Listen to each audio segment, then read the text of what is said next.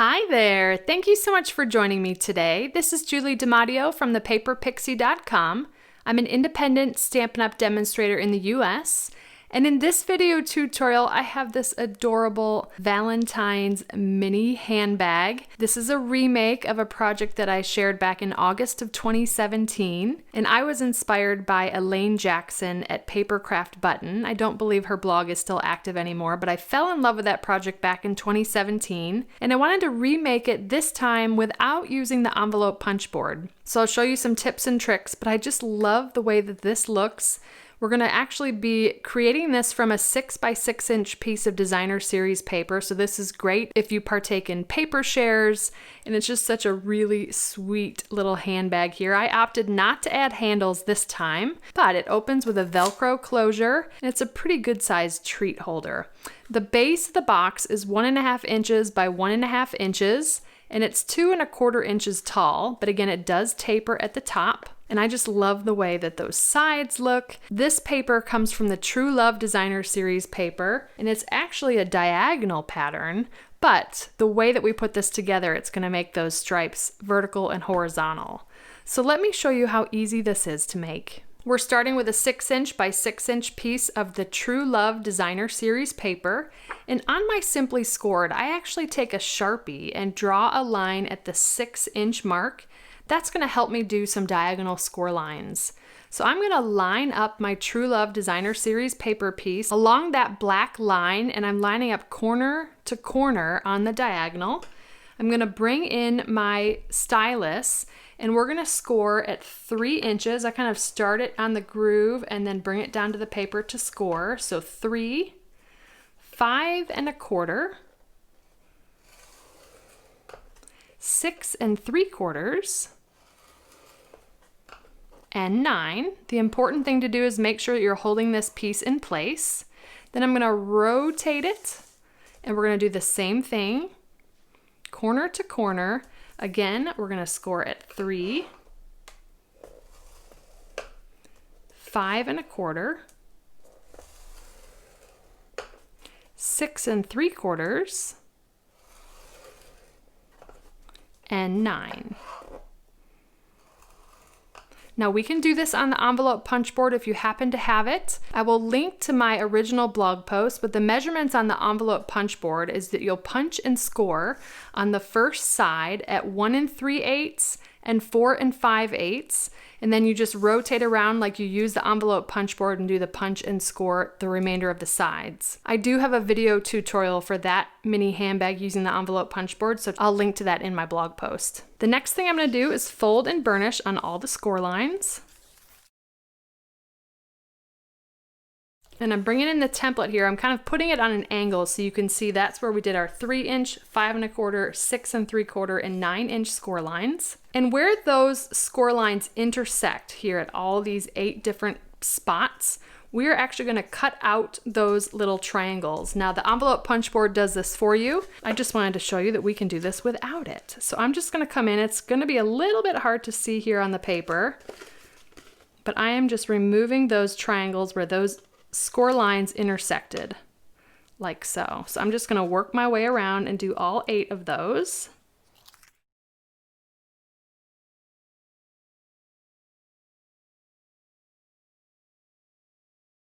Okay, so now that looks like our template here.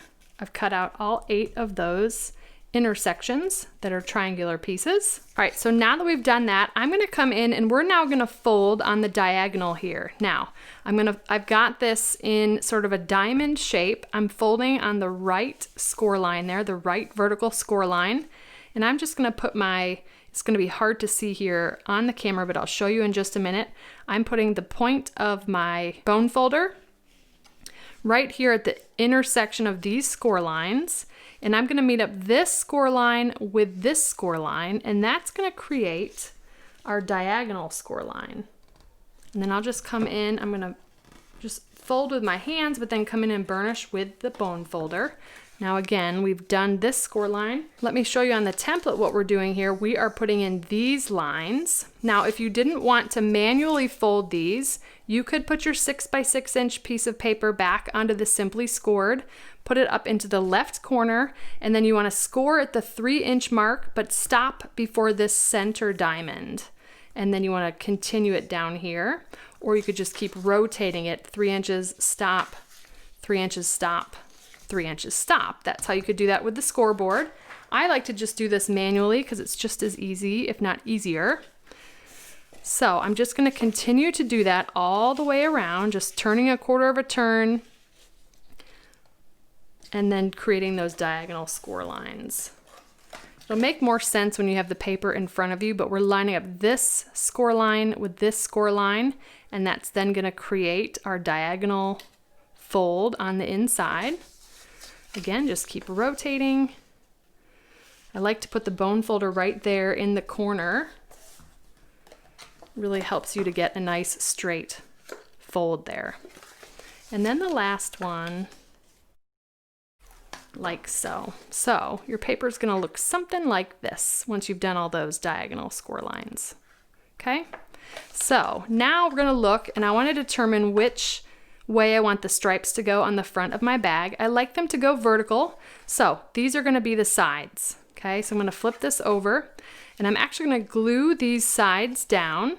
What that does is it gives us a nice reinforced folded edge here that really gives this handbag some structure. So I'm going to use liquid glue for that. And you can just come in and burnish. All right, so those are our sides. Now we're gonna start, and I want to basically fold these pieces all the way in. So on the inside, I think you can see that. Probably hard with the pattern, but these are gonna fold completely in, and I'm gonna glue those to that front wall. So to do that, I like to put glue on this section here on both the front and the back side of that paper. Again, it's going to be a little bit hard to see, but I'm going to put all the glue down on both sides. Again, just in that little triangular section, and then on the back side as well. Back side of this. We're going to do both of these at the same time. Okay, and now we can just kind of fold those into place. Now that can all fold into that back wall. And then I'm just going to come in and burnish really well while that adhesive adheres. Okay, and while I'm here, I'm going to actually glue this flap down. And we'll just fold that right into the inside there. Okay. Now we're going to do the same thing to this side. It's a little bit harder, so I'm actually going to pop those diagonal lines out. So it makes it easier. I'm going to put glue on this triangle, glue on this triangle, and then on the back sides. They're not exactly triangles, but they look triangular. Liquid glue really works best here. It's also faster than applying tear and tape. Okay, now we're going to pop those score lines in. Just kind of fold everything. See how those are overlapping there?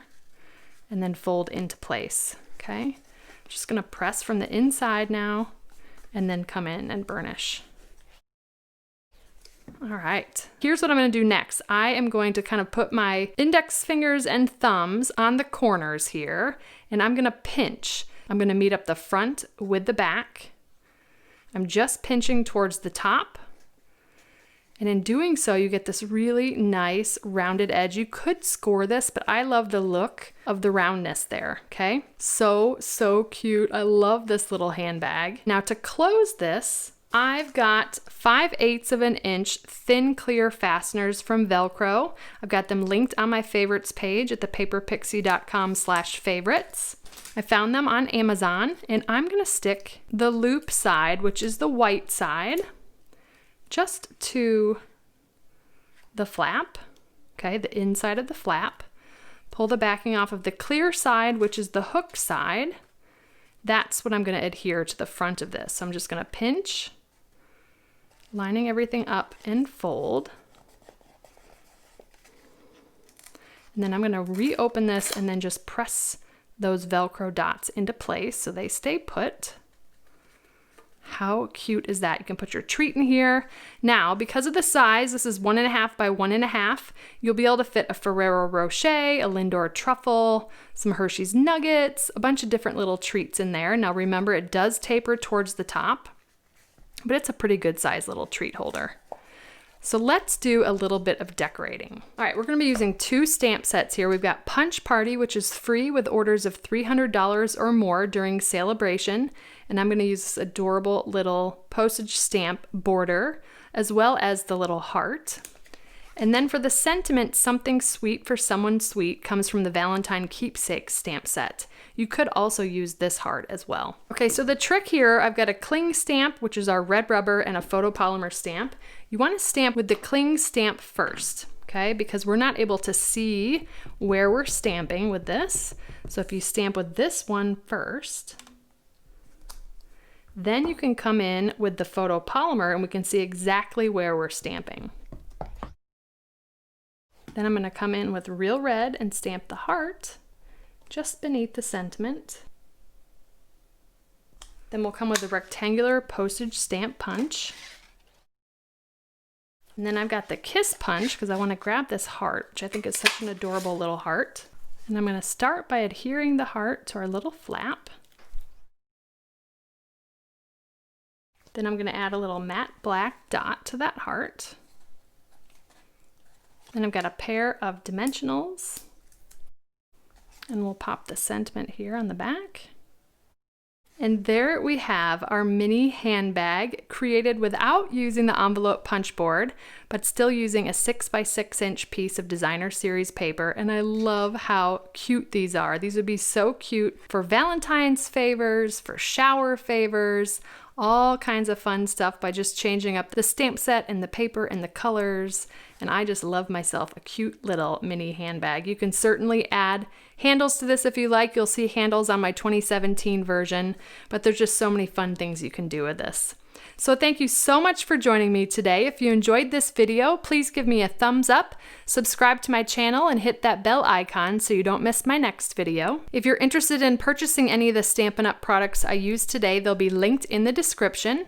And I'll also include a link to my detailed blog post with all project measurements, details, and a picture of the template. I'd love to have you come visit me at thepaperpixie.com, where I post projects every weekday to inspire you. And if you don't want to miss a thing, you can subscribe to receive blog updates via email, and you'll receive an email each time I publish a new post. You can shop with me anytime at thepaperpixie.com/shop. And if you're interested in a discount on your Stampin' Up! Purchases, the starter kit is the ultimate bundle, and it's a great way to fill your wish list for less. To purchase the starter kit, you can visit thepaperpixie.com/join, and I'd love to welcome you to the Stampin' Up! Family and my team of Paper Pixies. If you don't already have a demonstrator and you'd like complimentary copies of our current catalogs, you can submit a catalog request at thepaperpixie.com/happymail. And if you give this project a try, I'd love to see what you made, so feel free to share it on social media with the hashtag #PaperPixie, and I'll be sure to check it out.